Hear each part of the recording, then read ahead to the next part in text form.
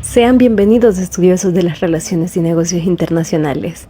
Es para mí un honor darles la bienvenida a este video en donde te presentaremos brevemente la historia política de El Salvador y en donde analizaremos su evolución y sus presidentes a lo largo de la historia.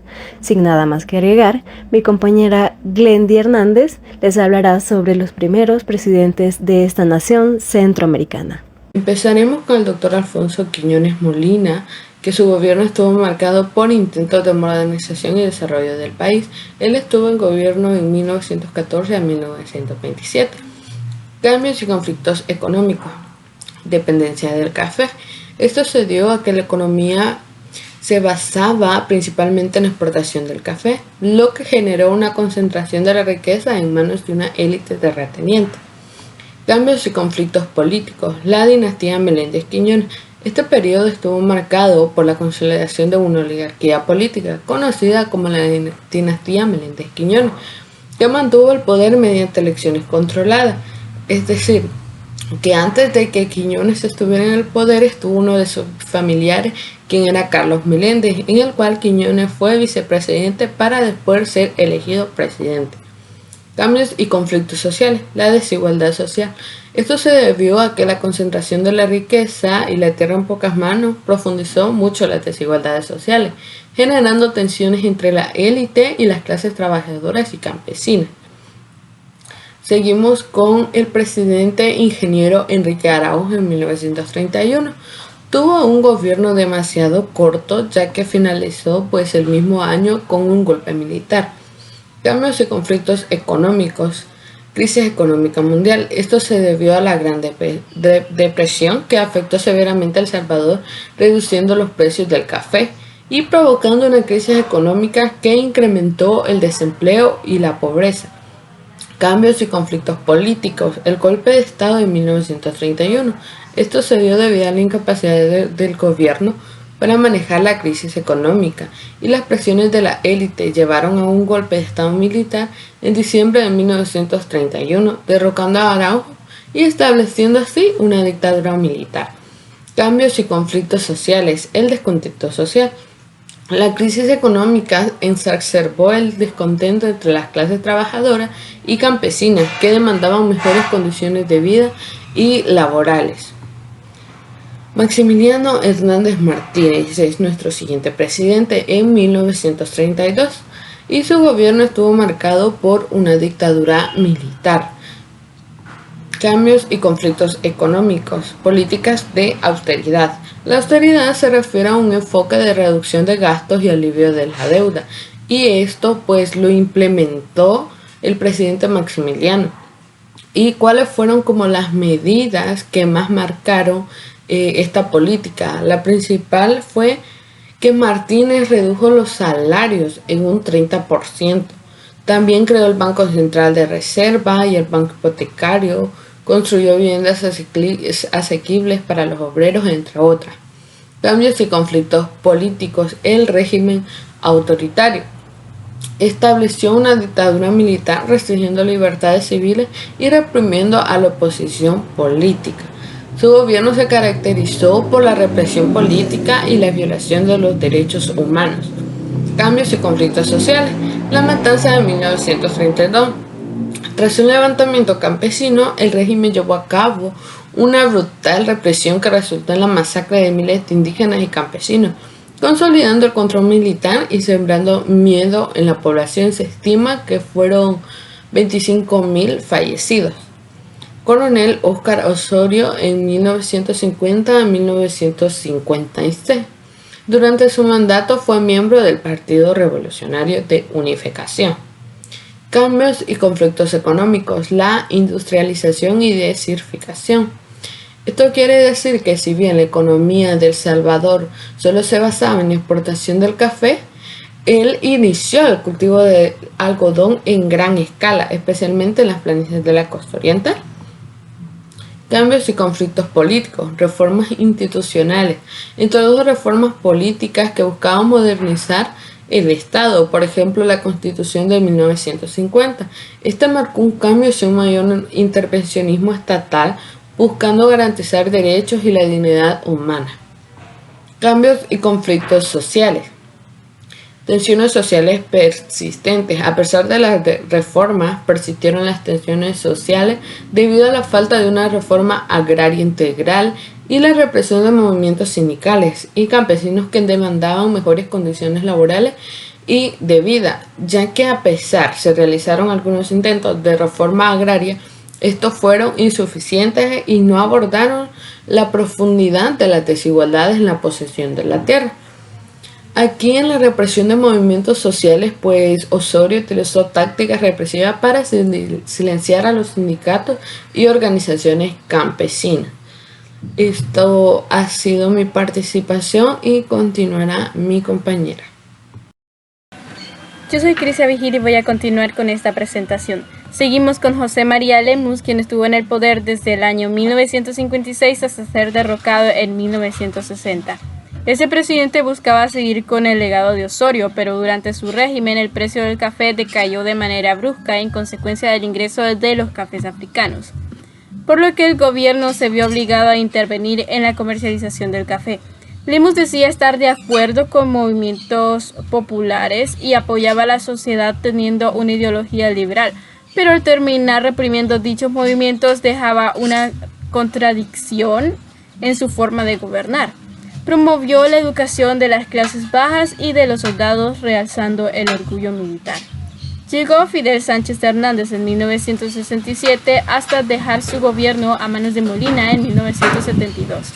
Se organizó un paro ministerial el 2 de octubre debido a que los maestros habían pedido mejores salarios, pero fueron ignorados por el gobierno. Y en consecuencia de ello, el Ministerio de Educación decreta el cierre de las escuelas hasta el 11 de octubre, cuando los maestros levantan la huelga. También se buscaba implementar proyectos de infraestructura para desarrollar la economía, pero estos solo beneficiaban a la parte privilegiada del país.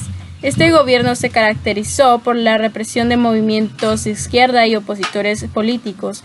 En los últimos años de su gobierno fue acusado de organizar un fraude electoral a favor del candidato presidencial Arturo Armando Molina, quien llegó a ser el sustituto de Sánchez. La oposición declaraba que el triunfo era de Duarte y que las votaciones habían sido manipuladas, lo que los lleva a realizar un golpe de Estado. El gobierno de Sánchez se vio afectado por los problemas fronterizos entre Honduras y El Salvador, lo que luego se convirtió en la Guerra de las 100 horas, aunque promovió el acceso a la educación y creó viviendas en áreas urbanas empobrecidas. Arturo Armando Molina toma la presidencia en 1972 hasta 1977. Consideraba que la creación de la presa hidroeléctrica de Cerrón Grande ayudaría con el desarrollo del país, pero surgieron problemas con los agricultores, ya que si se llevaba a cabo la obra se inundarían muchas tierras por la zona en la que estaban, por lo que protestaron.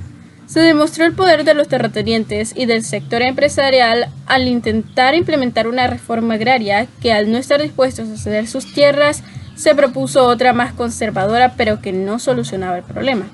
Luego del golpe de Estado fallido, el gobierno actual tenía la imagen de ser una dictadura militar disfrazada de democracia, por lo que el clima político continuó deteriorándose al grado de que la oposición no participó en las elecciones del 76, puesto que consideraban que no había condiciones adecuadas. Por último, con el pretexto de que habían caído en las manos del comunismo, la policía y la Guardia Nacional invadieron con alarde de fuerzas los edificios de la Universidad Nacional.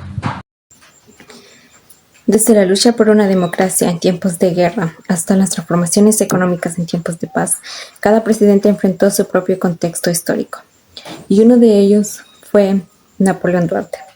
Durante su mandato como presidente enfrentó muchos desafíos, pero también hizo muchas transformaciones. Y uno de los desafíos a los que se tuvo que enfrentar fue la acusación de violación y represión a los derechos humanos. Pero uno de los cambios significativos fue el programa económico llamado Programa de Ajuste Estructural, que estaba encaminado a estabilizar la economía en ese momento. También es importante mencionar que durante su mandato Duarte hizo muchos esfuerzos para consolidar la paz, pero fue hasta en el periodo de Alfredo Cristiani que se pudo llevar tal proceso. Alfredo Cristiani que asume la presidencia en 1989 hasta 1994, fue uno de los cambios más significativos que él hizo fue la firma de los acuerdos de paz el 16 de enero de 1992 en Chapultepec, con el cual se pondría fin a la guerra civil. Y uno de los conflictos a los que se tuvo que enfrentar fue al asesinato de los sacerdotes jesuitas y sus colaboradoras, lo cual trajo demasiados debate tanto a nivel nacional como internacional. Y por otra parte, en 1994 asume la presidencia el doctor Armando Calderón Sol. Él tuvo que enfrentar a la depresión tropical Mitch, que afectó prácticamente el litoral del país, dejando tanto pérdidas humanas como materiales. Y también uno de los cambios que él hizo durante su mandato fue implementó programas educativos en zonas rurales, y uno de ellos fue Educo. También es importante mencionar que a finales de su mandato se venía con el proceso de dolarización, pero fue hasta la presidencia de Francisco Flores que se llevó a cabo tal proceso. Él asumió la presidencia en 1999 hasta el 2004, donde él tuvo que enfrentarse a los terremotos del 13 de febrero, del 13 de enero y 13 de febrero, lo cual causó muchas muertes y dejó a muchas personas sin vivienda. En su momento, Francisco Flores solicitó ayuda internacional, y el país que brindó ayuda fue Taiwán, pero que no fue, tal ayuda no fue entregada, lo que generó bastantes conflictos. También en ese momento El Salvador tenía buenas relaciones con Estados Unidos, lo que le permitió que muchos salvadoreños en Estados Unidos fueran beneficiados con el programa temporal TPS que Estados Unidos brindó por los desastres del 2001. También es importante mencionar que en ese momento, que durante su presidencia, entró El Salvador adopta el dólar estadounidense como moneda. Siguiendo con la línea de tiempo, el presidente Elías Antonio Saca estuvo en el poder entre 2004 a 2019. Era representante del partido Arena, es decir, del partido de derecha, y durante su gobierno implementó diversos programas. Específicamente se enfocó en mejorar la infraestructura del país, mejorando carreteras importantes del país como lo es la carretera Panamericana, y también en programas de ayuda a las comunidades más pobres del país. Entre los programas más destacados está el programa de ayuda llamado Red Solidaria, el cual intentaba beneficiar a la población más marginada del pueblo y llevando servicios básicos a estas comunidades y favoreciendo el sistema educativo público. Por otro lado, el presidente Mauricio Funes, que estuvo en el poder desde el 2009 al 2014, fue un presidente del partido de izquierda, es decir, del FMLN, lo cual significó un cambio en el sistema político, ya que pasaron de un gobierno de derecha a uno de izquierda. Esto generó diversas tensiones en el área política del país, pero sin embargo el presidente Mauricio Funes gozaba de la simpatía del pueblo, ya que antes de dedicarse a la política se dedicaba al periodismo, y eso le hizo ganar popularidad, y ya que se perfilaba como una persona carismática y que empatizaba con las necesidades del pueblo.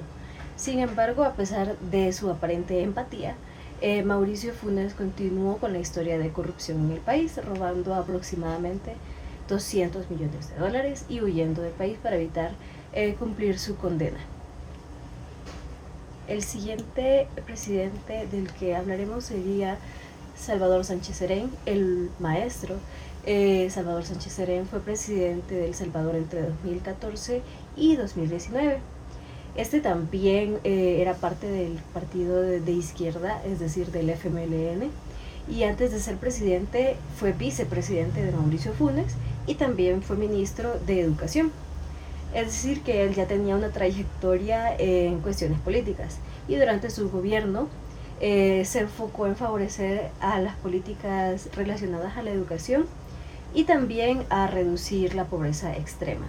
Sin embargo, sus programas eran poco sostenibles y terminó aumentando la deuda pública y la deuda externa muchísimo durante su gobierno. Y como es de costumbre, después de su mandato salieron a la luz muchos actos de corrupción por los cuales ha sido investigado. Llegamos al último presidente y probablemente uno de los más emblemáticos de la historia de El Salvador. Ya que este acabó con el bipartidismo que había estado dominando la historia política de nuestro país. Estamos hablando de Nayib Bukele, el cual es líder de su propio partido político llamado Nuevas Ideas. Nayib entró al poder en 2019 y en 2024 se postuló nuevamente para las elecciones, ganando por segunda vez las elecciones de El Salvador, cumpliendo así su segundo mandato, que inició en 2024. Nayib es aplaudido a nivel internacional ya que logró acabar con uno de los mayores problemas en la historia de El Salvador, el cual era la delincuencia y el problema con las pandillas. Sin embargo, este es grandemente criticado porque acabó con la oposición política. Reprimió grandemente y eliminó una gran cantidad de funcionarios de izquierda y de derecha, dejando únicamente los que pertenecían a su partido político. Esto centralizó el poder y sus decisiones radicales no pudieron ser cuestionadas. Además, Nayib Bukele es criticado por descuidar otros sectores clave de la economía de El Salvador, así como lo es la educación, la salud, y por centrarse únicamente en cuestiones de turismo y darle una imagen nueva al país. Como podemos ver, a lo largo de la historia de nuestro país han habido muchos cambios en materia económica, política y social, lo que nos lleva a lo que es el gobierno en la actualidad. Saberlo es importante porque quien no conoce la historia está condenado a repetirla. Y esta ha sido nuestra presentación. Muchas gracias.